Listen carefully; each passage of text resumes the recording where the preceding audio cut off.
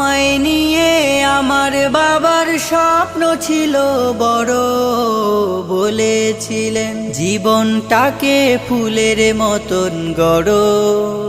আমায় নিয়ে আমার বাবার স্বপ্ন ছিল বড়, বলেছিলেন জীবনটাকে ফুলের মতন গড়। বাবা তোমার স্পর্শ আমায় করলো মানুষ এই জামানায়, বাবা তোমার স্পর্শ আমায় করলো মানুষ এই জামানায়।